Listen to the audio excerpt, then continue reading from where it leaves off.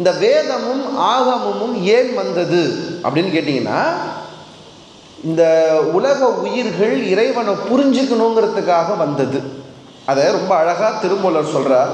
கொஞ்சம் கவனிங்க, ரொம்ப ஆழமானது. ஆகமங்கள் மொத்தம் எத்தனைன்னு சொல்கிறாருன்னா, 5 23 உல ஆகமம் அப்படின்னு எழுதுறாரு திருமூலர். அப்படின்னா என்னங்க, 23 + ஒரு 5 28 ஆகமங்கள் இருக்குங்கிறார் திருமூலர். ஆனால் திருமூலர் திருமந்திரத்தில் நமக்கு சொன்ன ஆகமங்கள் மொத்தம் எத்தனைனா 9 ஆகமங்கள் தான். எத்தனை ஆகமங்க? 9 ஆகமங்கள். நவ ஆகமம்னு பேர். என்னென்ன? பெற்ற நல் ஆகமம் காரணம் காமீகம் உற்றநல் வீரம் உயர் சித்தம் வாதுலம் மற்ற அவ்யாமனமாகும் கலோத்திரம் துற்றநல் சுப்பிரம் சொல்லும் மகுடமே அப்படின்னு 9 ஆகமம். சிதம்பரத்தில் என்ன ஆகமம் நடக்குது? மகுடாகமம் முறைப்படி பூஜை நடக்குது சிதம்பரத்தில். இந்த 9 ஆகமங்களை இறைவன் உருவாக்குகிறான். நல்ல கவனிங்க. இப்போ ஆகமத்தை இறைவன் உருவாக்கிட்டான். வேதத்தை இறைவனே முன்னின்று சொல்லுகிறான். வேதம் யாரு? வேத முதல்வன்கிறல்ல ஞானசம்பந்தன். வேதம் யாரு? சிவபெருமான் தான் வேதமே. ஆகமம் யாரு? சிவபெருமான் தான் ஆகமம். ஆகமம் ஆகி அன்னிப்பான் தாழ்வாழ்க. அவன் தான் ஆகமம், அவன் தான் வேதம். இப்போ ஏன் இதை உருவாக்குறாரு?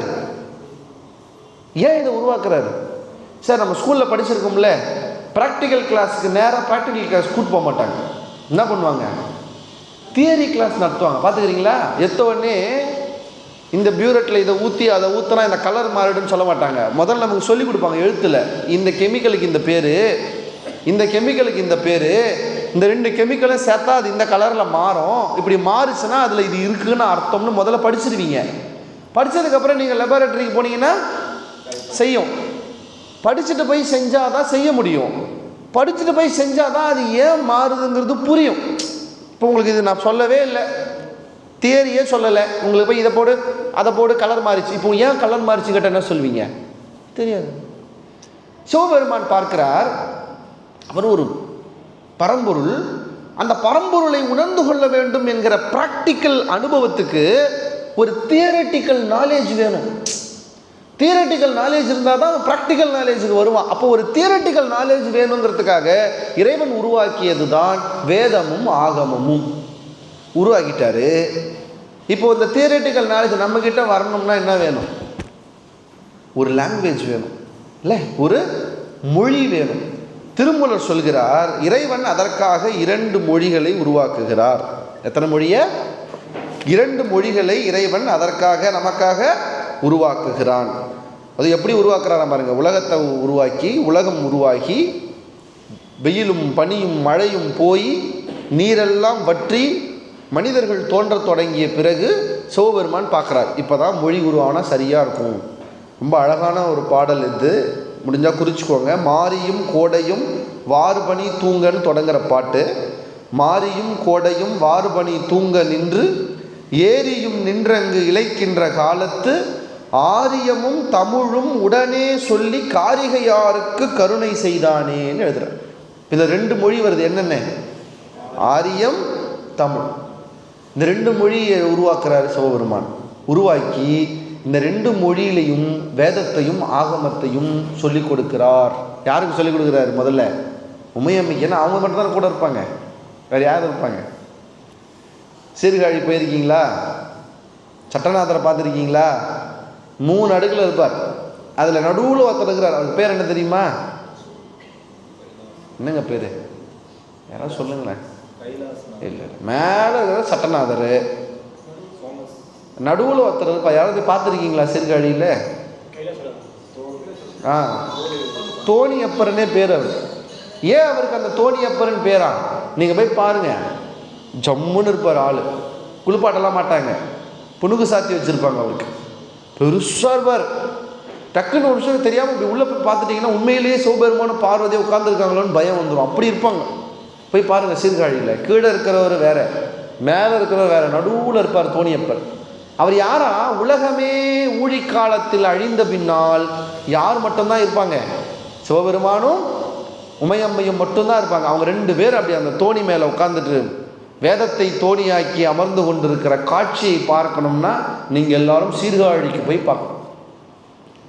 அவங்க தான் கூட துணை, அவங்க கிட்ட தான் சொல்ல முடியும். இந்த மொழியை பார்வதிக்கு சொல்லுகிறார். மொழியை மட்டும் சொல்லுகிறாரா என்றால், ஆகமங்களின் வேதங்களின் அற்புதமான கருத்துக்களை எல்லாம் தமிழ் சொல் வடச்சொல் எனும் இவ்விரண்டும் உணர்த்தும் என்கிறார் திருமூலர். தமிழிலும் வடமொழியிலும் வேதத்தையும் ஆகமத்தையும் இறைவன் சொல்கிறார்.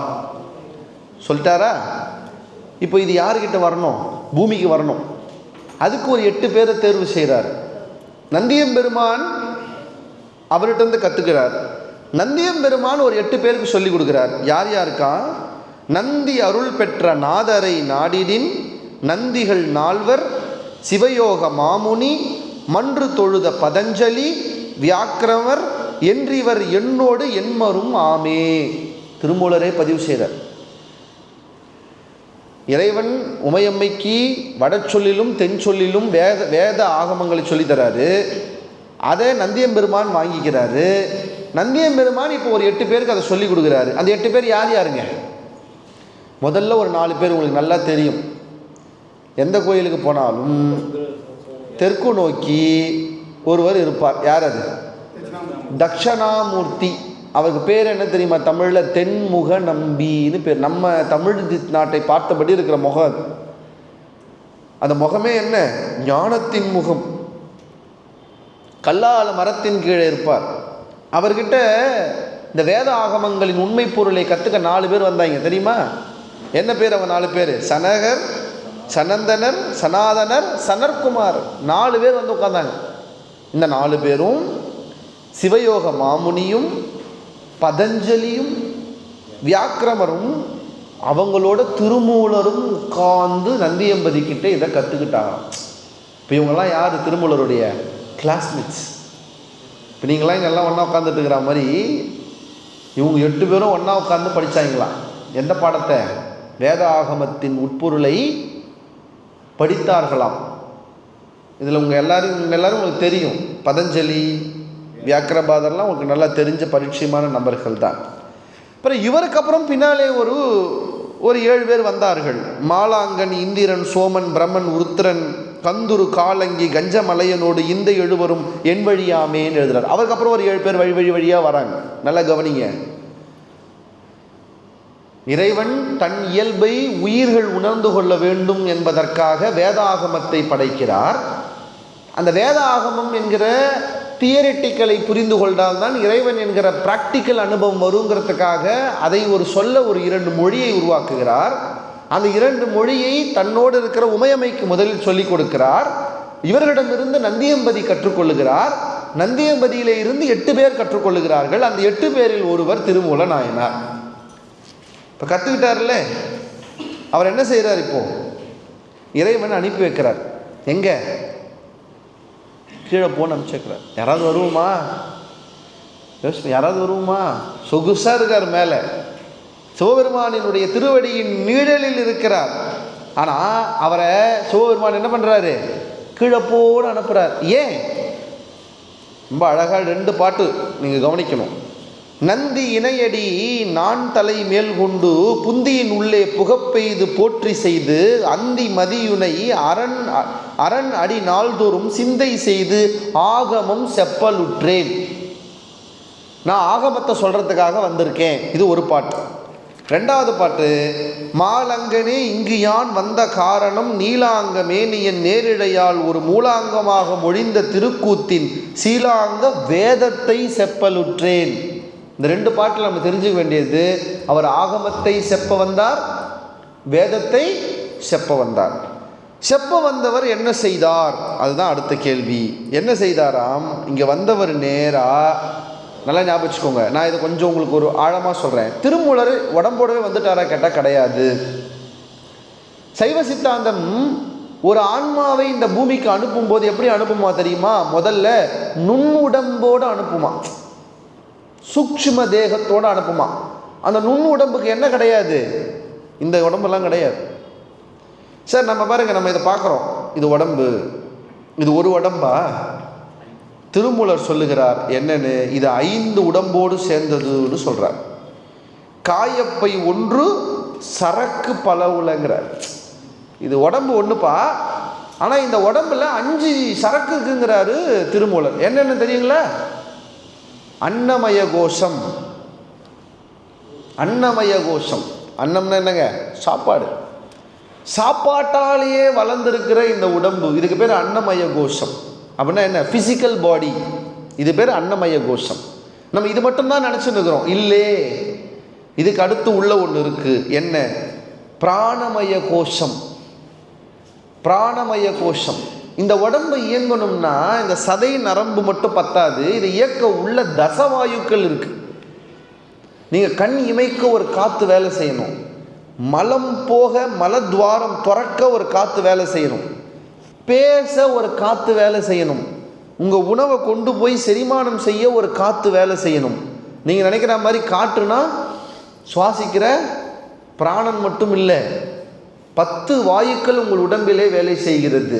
அந்த 10 வாயுவும் தன் வேலையை செய்ய நிறுத்தி கொண்டால் நீங்கள் எந்த வேலையும் செய்ய வேண்டியிருக்காது. ஏன்? போயிட்டீங்கன்னு அர்த்தம். பிராணமய கோஷம் 2வதாக இருக்கிறதுக்கு.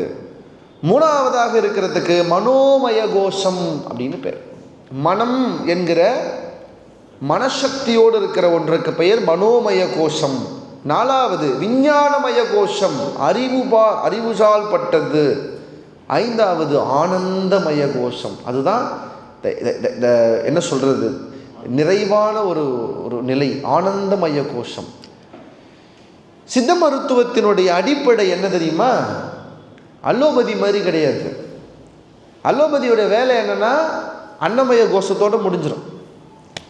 அதுவும் போய் சரியாக நோய் நாடி, நோய் முதல் நாடிலாம் கிடையாது. மூக்கில் சளி கொட்டுதா, இந்த சளி நின்றுடும். அதில் அதிகபட்ச வேலை என்ன? சளியை நிறுத்துறது. இருமல் வருதா, இந்த இருமல் நின்றுடும். தோல் நோய் வந்து இதை தடவு போயிடும். அது பேர் குணப்படுத்துறது இல்லை, மறைக்கிறதுன்னு அர்த்தம். அதுக்கு பேர் என்ன? மறைக்கிறதுன்னு அர்த்தம். திருமூலர் சொல்கிறார், எது உண்மையில் மருந்து தெரியுமா? மறுப்பது உடல் நோய் மருந்தெனலாகும். உடம்பின் நோயை தீர்ப்பது வேற, மறைப்பது வேற. நல்லா ஞாபகம் வச்சுக்கோங்க. தீர்ப்பது வேற, மறைப்பது வேற. மறுப்பது உடல் நோய் மருந்தெனலாகும், மறுப்பது உள நோய் மருந்தெனச்சாலும். நிறைய பேர் மனசை ட்ரீட் பண்ணுறது கிடையாது. யோசிச்சிருக்கீங்களா? சில நேரங்களில் உடம்பு சரியில்லைன்னா மனசு சந்தோஷமானாலே உடம்பு சந்தோஷமாயிடும், உடம்பு சரியாயிடும். சில பேருக்கு உடம்பு எதனால் சரியில்லாமல் இருக்கும்னா மனசு சரியில்லாமல் இருந்தால் உடம்பு சரியில்லாமல் போகும். பார்த்துருக்கீங்களா? மனைவி கணவன் ரொம்ப அழகாக வாழ்வாங்க. ஒருத்தர் இறந்துட்டாங்கன்னா இன்னொருத்தவங்க ஒரு 6 மாதத்தில் செத்து போயிடுவாங்க. என்ன பண்ணாங்கன்னு நினைக்கிறீங்க? ஒன்றும் இல்லை, மனோமய கோஷம் சீர்குலைந்து போனதால் அன்னமய கோஷமும் விழுந்துவிடும். கனெக்ஷன். திருமூலர் சொல்கிறார், மறுப்பது உளநோய் மருந்தெனச்சாலும். உளநோயையும் குணப்படுத்தணும். அதோட மறுப்பது இனி நோய் வாராதிருக்க. ஒரு நல்ல மருந்துக்கு என்ன அழகுனா திரும்ப அது வரக்கூடாது. நம்ம அலோபதியில் கொடுக்குற சுகர் டேப்லெட்லாம் பார்த்தீங்கன்னா திரும்ப திரும்ப வரணும்னு கொடுக்குறது. நம்ம எடுக்கிற முக்கால்வாசி மருந்து என்ன செய்யுது? திரும்ப திரும்ப வரணும்னு கொடுக்கறது. உண்மையான மருந்து என்ன செய்யணுமா? திரும்ப வரக்கூடாது. மறுப்பது சாவை மருந்தெனலாமே. எது உண்மையான மருந்துன்னா சாவையே வராமல் பண்ணணும், அதுதான் மருந்து. அப்படி ஒரு மருந்தை யார் உட்கொண்டதுன்னா சித்தர்கள் மட்டும்தான் அப்படி ஒரு மருந்தை சாப்பிட்டாங்க. அதனால தான் அவர்கள் ஜீவ சமாதி அடைந்தார்கள். அவங்க சாகலை, அவங்க ஜீவன் சாகலை. அவங்க ஜீவன் என்ன ஆச்சு? சமாதி ஆச்சு. சமாதி ஆகிறது வேற, சாகிறது வேற. அப்போ ஒரு மருந்துக்கு இதெல்லாம் நோக்கம். சித்த மருத்துவம் என்ன செய்கிறதுன்னு கேட்டிங்கன்னா, அது அன்னமய கோஷத்தை மட்டும் சீர்படுத்துவதல்ல, அது மனோமய கோஷம், பிராணாமய கோஷம், ஆனந்தமய கோஷம் என்கிற எல்லாவற்றையும் சரி செய்வது. அந்த சித்த மருத்துவத்தினுடைய அடிப்படை தான் திருமூலர். நீங்கள் பாருங்கள், உங்களுடைய அன்னமய கோஷத்தை சரி செய்வதற்கு நாம் செய்ய வேண்டிய ஆசனங்கள் உதவும், அப்படிதானே? பிராணாமய கோஷத்தை சரி செய்வதற்கு நீங்கள் செய்கிற பிராணாயாமம் உதவும். மனோமய கோஷத்தை சரி செய்வதற்கு நீங்கள் செய்கிற தியானம் உதவும்.